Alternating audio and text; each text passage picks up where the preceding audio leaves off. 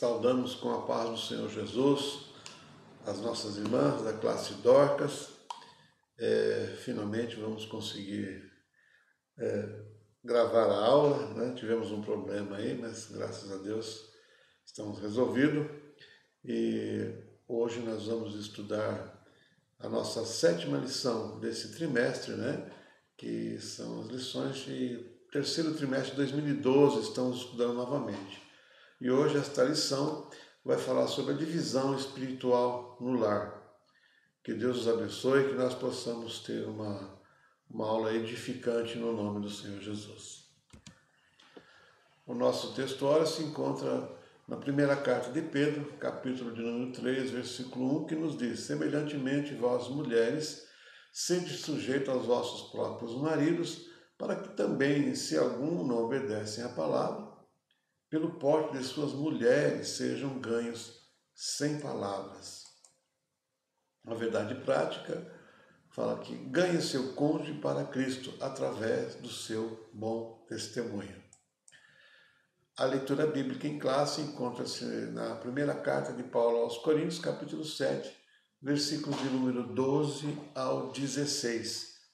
Passaremos a ler então. Diz assim a palavra do Senhor: mas aos outros digo eu, não Senhor, se algum irmão tem mulher descrente e ela consente em habitar com ele, não a deixe.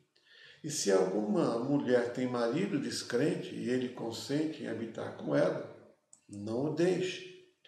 Porque o marido descrente é santificado pela mulher, e a mulher descrente é santificada pelo marido.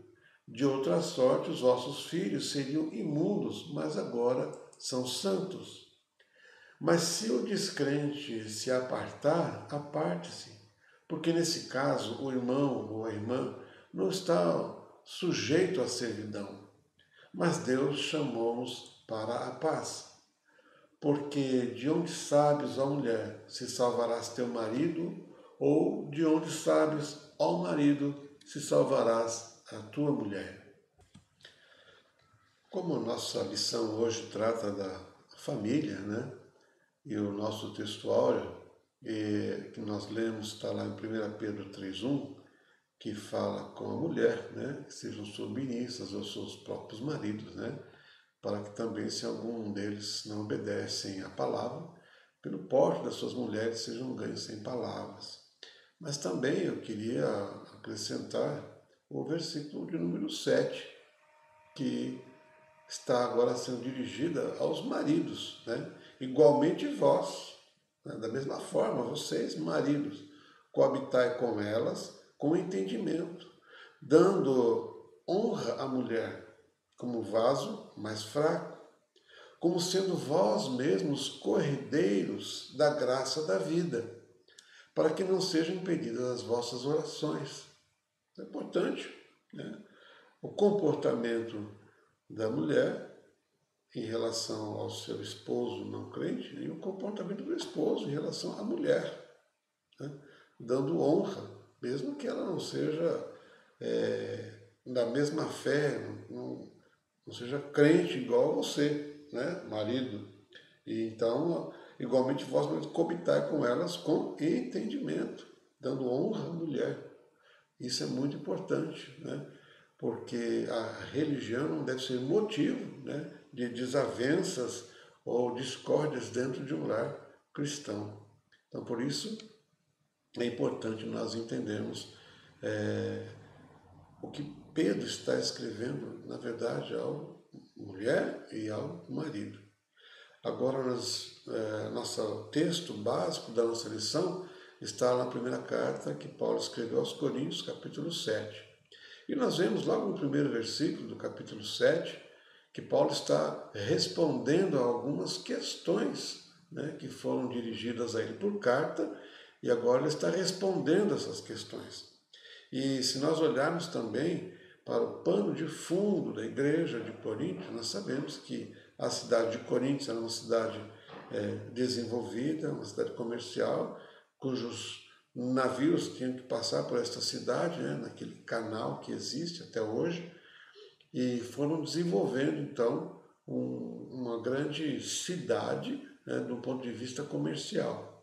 E como a maioria das cidades gregas tinha também a sua acrópole, né? A acrópole é um elevado, né, uma região, né, elevada, em que lá eles construíam normalmente o suporte para a defesa, também templos, né, pagãos.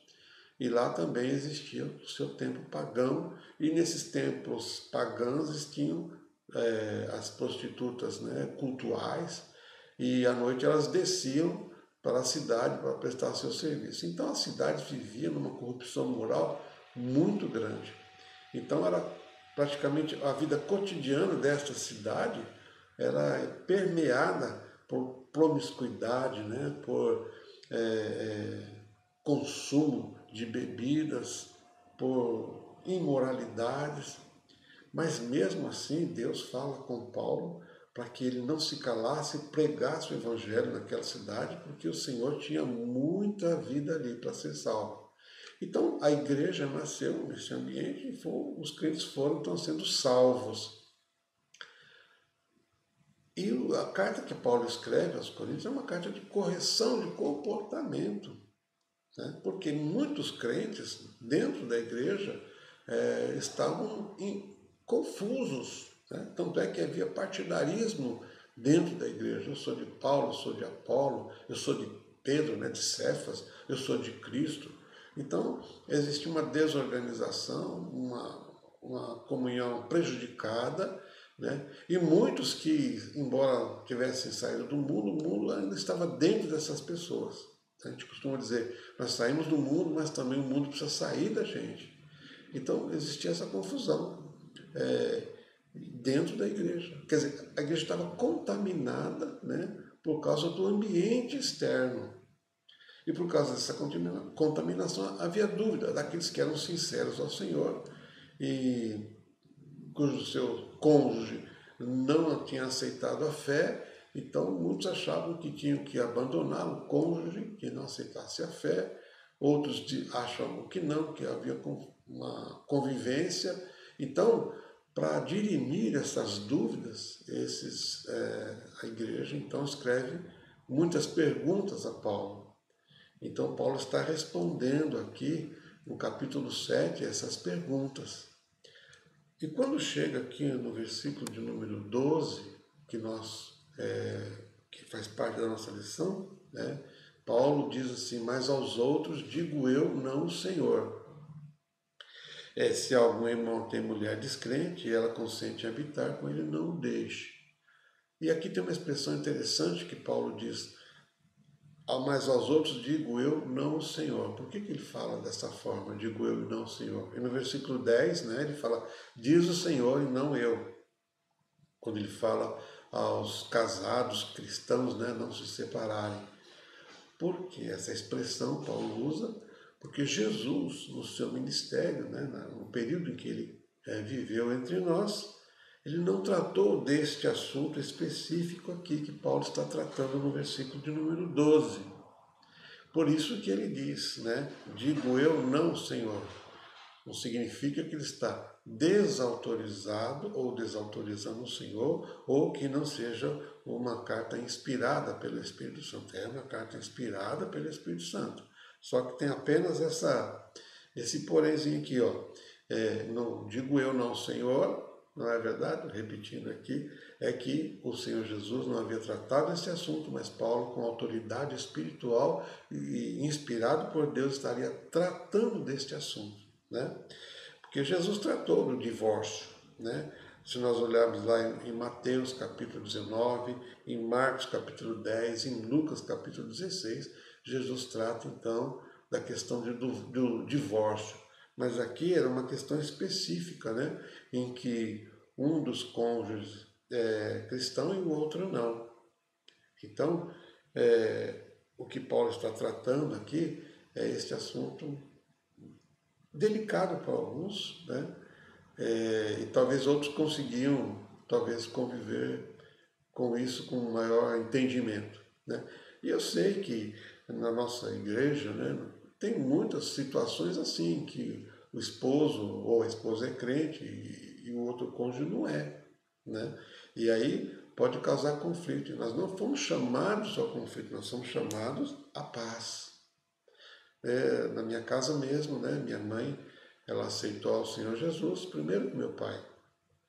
A nossa vizinha, ela era irmã Santa, né? Que congregou conosco, congregou no Ipiranga, tocava violino na orquestra.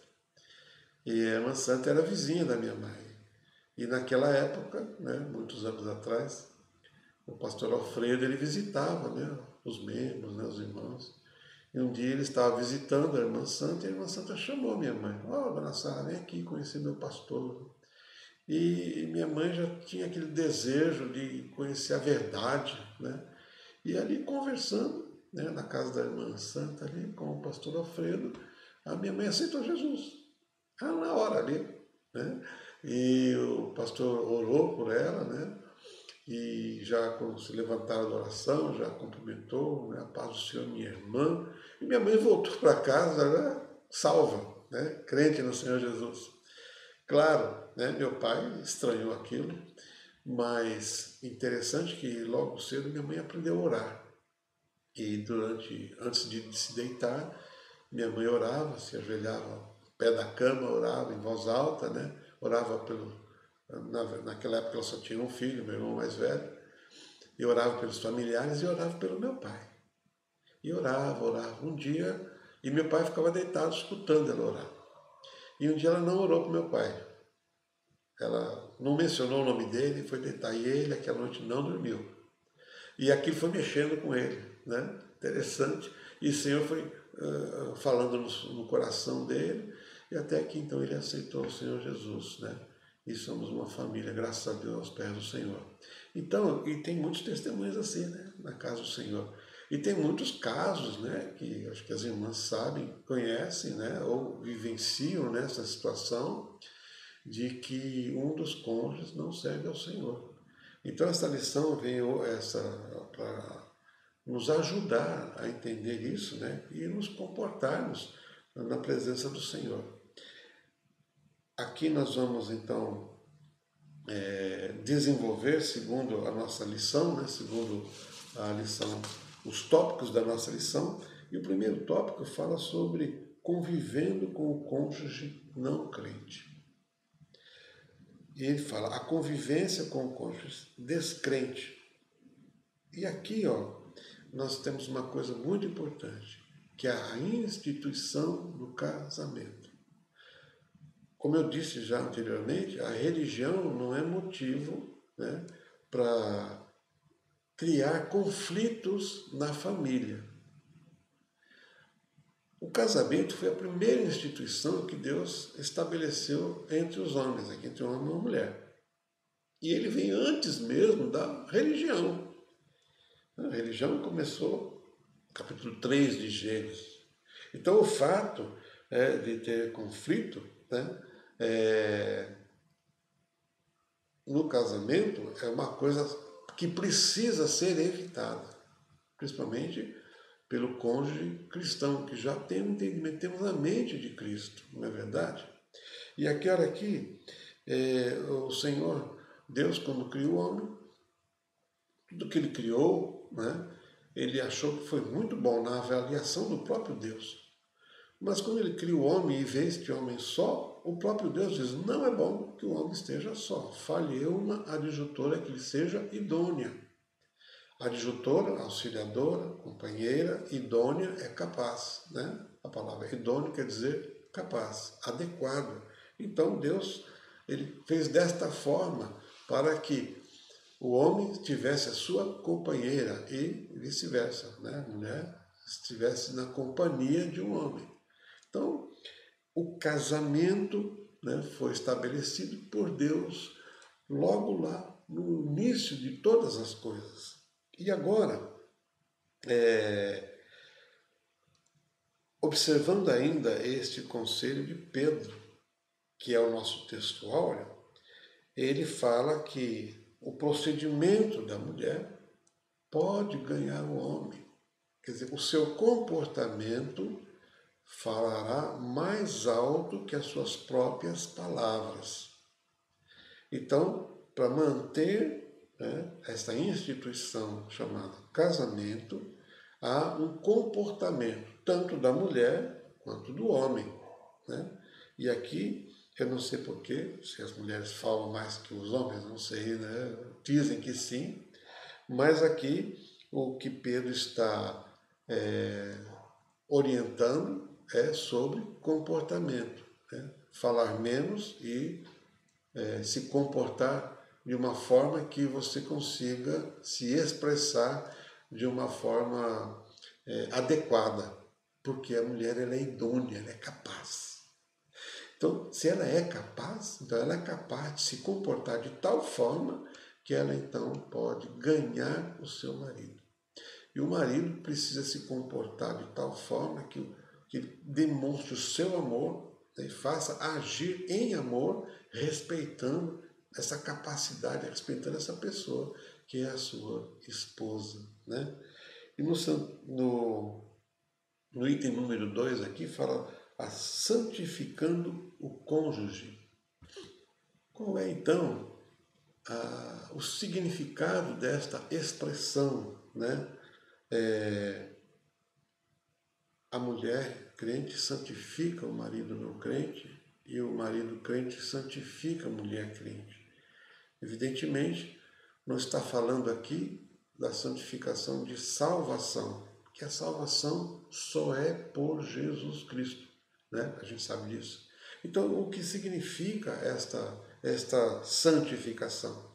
Então, essa santificação é no sentido das bênçãos, né, do matrimônio, da bênção no lar.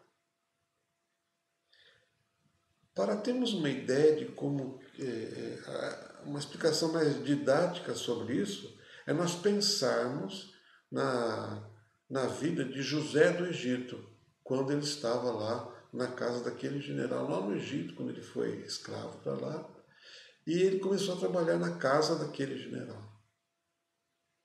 E diz a palavra do Senhor que a casa dele era abençoada por causa de José. A casa era santificada por causa de José. Então, por causa de você, irmã crente, o seu lar é abençoado, o seu esposo é abençoado, ele é santificado, e os seus filhos também são santificados, são santos, por conta da sua fé, da sua entrega ao Senhor Jesus. Então, o Senhor Deus tem um compromisso, na verdade, com a família, que Ele mesmo assumiu com a família. Então, a salvação é individual de cada um e é por Jesus nosso Senhor. Mas aonde nós estivermos, dentro do nosso lar, nós somos um canal de bênção para o esposo, para a esposa e para os filhos. Importante isso, né? Aqui no item 2 fala, no tópico 2, desculpa, é agindo com sabedoria. Então, como que nós agimos com sabedoria? Em primeiro lugar, aqui ele fala no item 1, na criação dos filhos. E aqui tem algo muito importante, né? O comentarista fala assim, o desejo do cônjuge cristão é que toda a sua família sirva ao Senhor. E se tratando dos filhos, o desejo é ainda maior, né? Nós queremos criar filhos para o Senhor, não para o mundo. Mas nem sempre é possível criar os filhos, né, dentro dos limites do templo. E aqui tem uma observação muito importante para nós. Claro, nós criamos nossos filhos e nós levamos os nossos filhos para a casa do Senhor, e lá ele convive, né, com outras crianças, né, com outros filhos, né, no ambiente de adoração, no ambiente da palavra de Deus. Mas tem uma coisa muito importante. Não é a responsabilidade da igreja criar os filhos no temor do Senhor.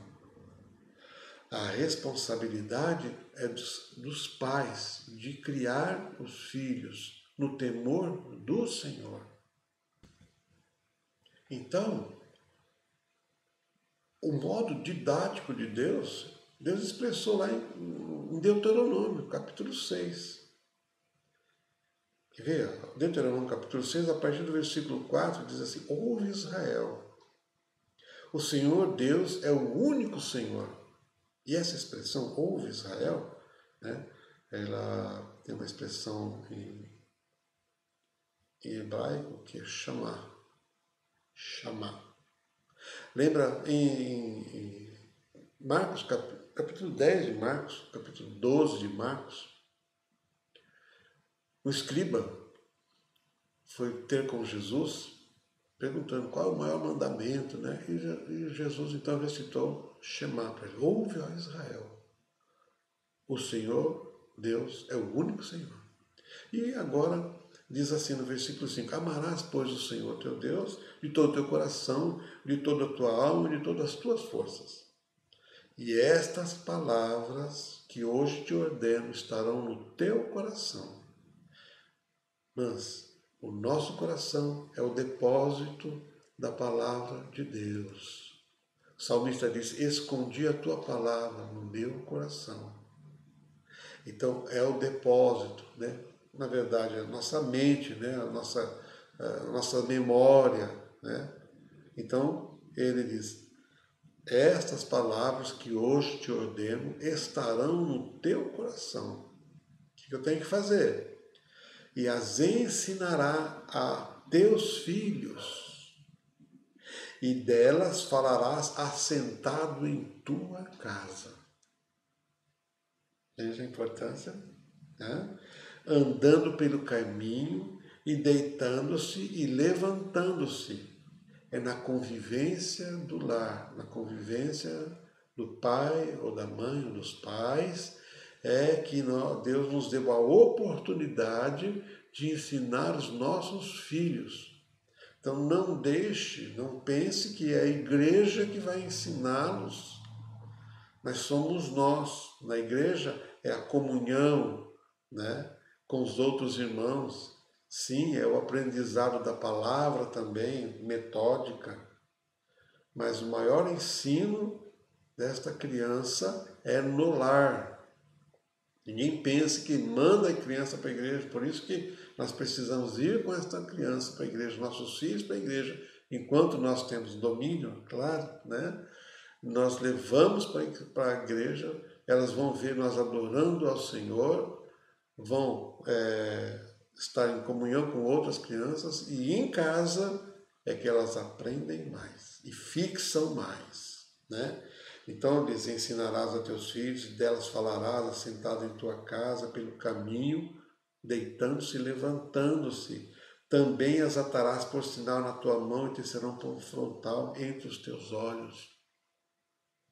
Então, na criação dos filhos, né, mesmo que você esteja impedida ou impedido de levá-los à casa do Senhor por uma exigência, né, do outro cônjuge, não quero, não vai, mas você com seu comportamento, né, e os ensinos, né, que Deus vai dando, abrindo a oportunidade, então nós vamos ensinando os nossos filhos. Foi assim com Timóteo, né? Timóteo, a avó, né, de Timóteo, criou Timóteo. Paulo fala na sua segunda carta, capítulo 1, versículo 5, né, sobre o Timóteo, o testemunho do Timóteo, né? E depois, no item 2 aqui, nos afazeres domésticos, na vida do lar. E aqui na vida do lar, nós precisamos entender também um outro princípio bastante importante, que são as nossas prioridades. A prioridade número 1 ou 0, a principal prioridade de uma pessoa, de um servo ou de uma serva do Senhor, é Deus, é comunhão com Deus. Deus, por isso que a gente viu ali, né, em Deuteronômio: amarás o Senhor teu Deus de todo o teu coração, de todas as tuas forças, de toda a tua alma, todo o teu pensamento. Que é isso? É Deus em primeiro lugar na nossa vida. Essa é a prioridade. A segunda prioridade, né, estamos falando de lar, né, é o nosso lar, é a família. E a terceira prioridade é a igreja local. Se nós invertemos essa sequência, nós criamos conflito. Então, às vezes, a pessoa, a mulher, o homem, deixa de cuidar da família, por causa de responsabilidades que ele assumiu lá na igreja local, de fazer as coisas, porque antes de fazer, nós precisamos estar com Deus. E estar com Deus é prioridade zero. E fazer as coisas na igreja local, é a terceira prioridade, porque antes disso tem a nossa família. Então você vê muitas pessoas muito prejudicadas, vivendo conflitos gigantescos por conta de inverter isso. E dentro da família também temos prioridade. A primeira prioridade dentro da família é o nosso cônjuge, depois os nossos filhos. E às vezes a gente inverte e cria conflito também. Então nós precisamos entender isso, que se nós entendemos isso, nós cuidamos da nossa família, aí sim Deus nos dá a oportunidade de cuidar das coisas dele na igreja.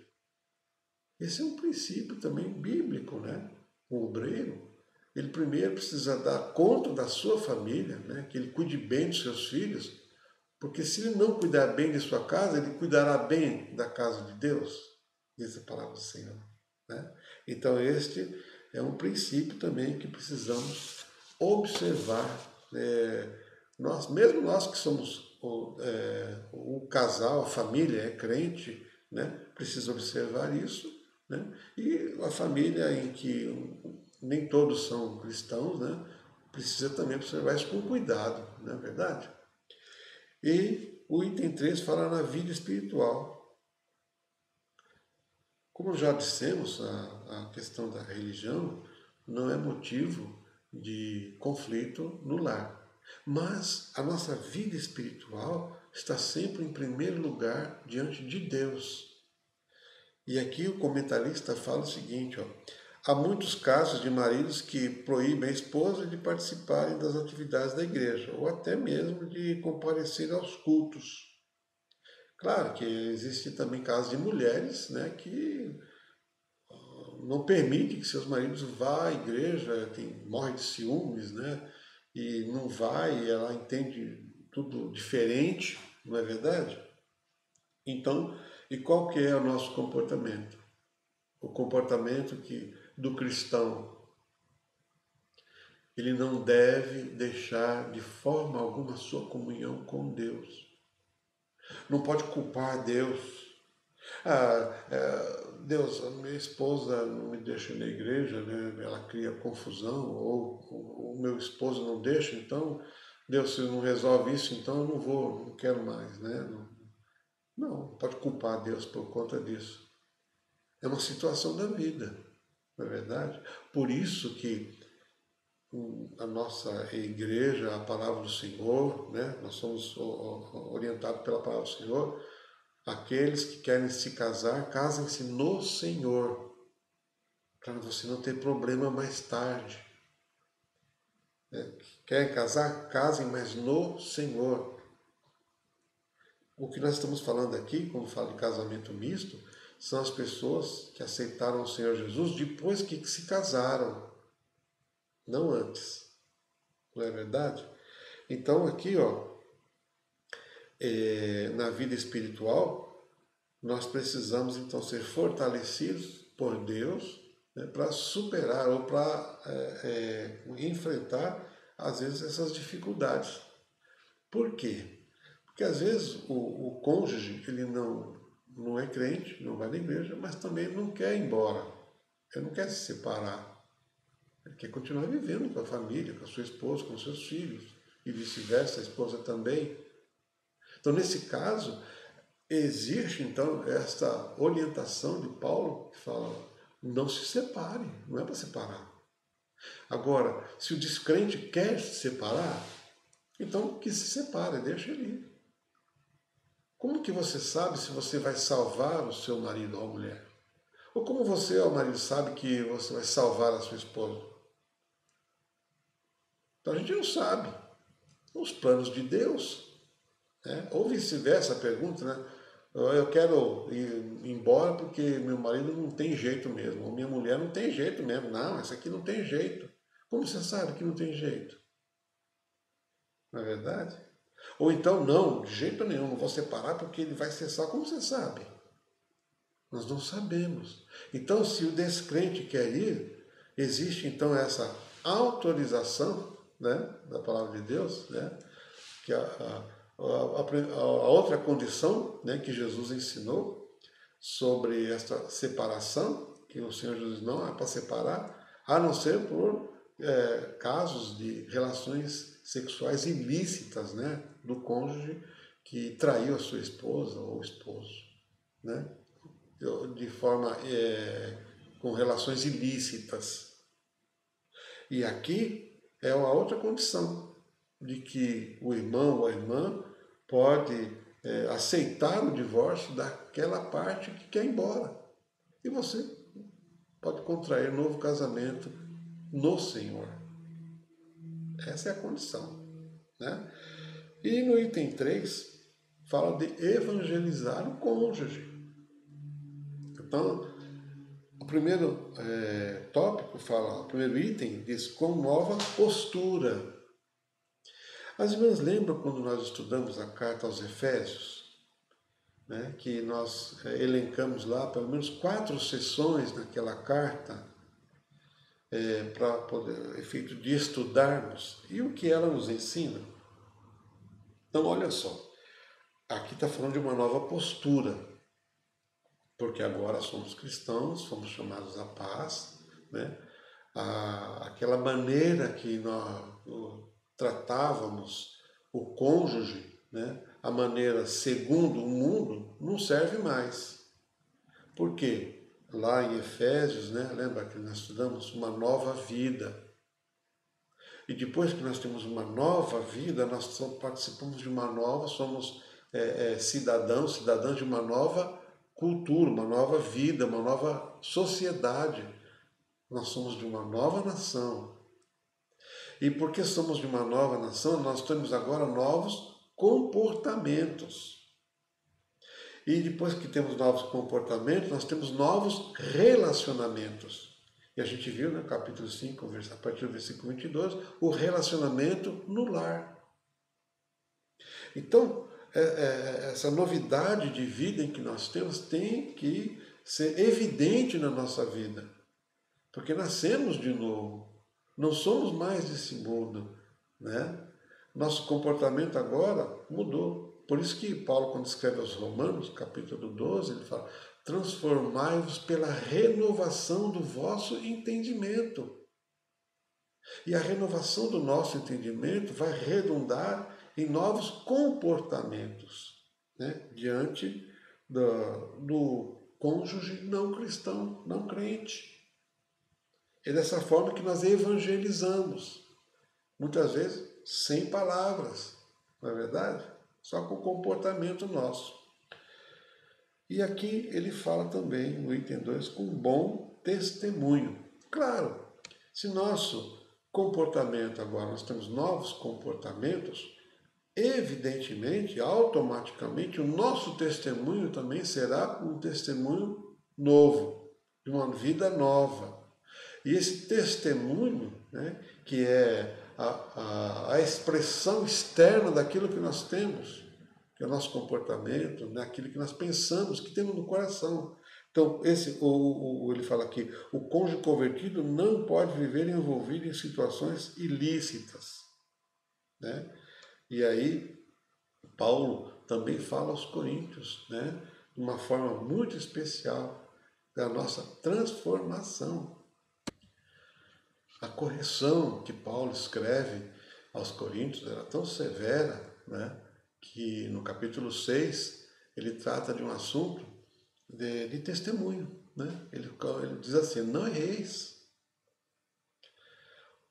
Nem os devassos, nem os idólatras, nem os adúlteros, nem os efeminados, nem os sodomitas, nem os ladrões, nem os avarentos, nem os bêbados, né? Nem os maldizentes, nem os roubadores herdarão o reino de Deus. Paulo estava falando do ambiente de Coríntio, lá externo, né? Aí, no versículo 11, capítulo 6, versículo 11, ele diz assim: e é que algum tem sido, é o que alguns têm sido, mas haveis sido lavados, mas haveis sido santificados, mas haveis sido justificados em nome do Senhor Jesus e pelo Espírito do nosso Deus. Todas as coisas me são lícitas, mas nem todas as coisas convêm. Todas as coisas me são lícitas, mas eu não me deixarei dominar por nenhuma delas. Então, falando de testemunho, né? Que Deus nos abençoe e que nós possamos entender e ajudar, né, as pessoas que vivem talvez nesses conflitos ou nessa situação a poderem entender também e ganhar os seus cônjuges para Jesus. Tá? E na conclusão, o nosso comentarista ele diz assim: a família é uma instituição divina inaugurada lá no Jardim do Éden por Adão e Eva. E é desejo do Criador que os cônjuges vençam as dificuldades e permaneçam unidos assim como ele os criou. Deus não nos chamou, né, para a confusão, mas nos chamou para a paz. E o nosso comportamento pode contribuir muito com isso, porque você já tem uma nova mente, né, Cristo. Então, diante disso, o bom testemunho daquele que serve ao Senhor é uma forma clara e prática de evangelismo no lar. Tal comportamento demonstra em ações e palavras que em Cristo modificou e o tornou ser humano melhor, né, levando o cônjuge à conversão. Que Deus nos abençoe em Cristo Jesus e que nós possamos, né, cada dia viver de uma forma espiritualmente mais inteligente. Que Deus abençoe.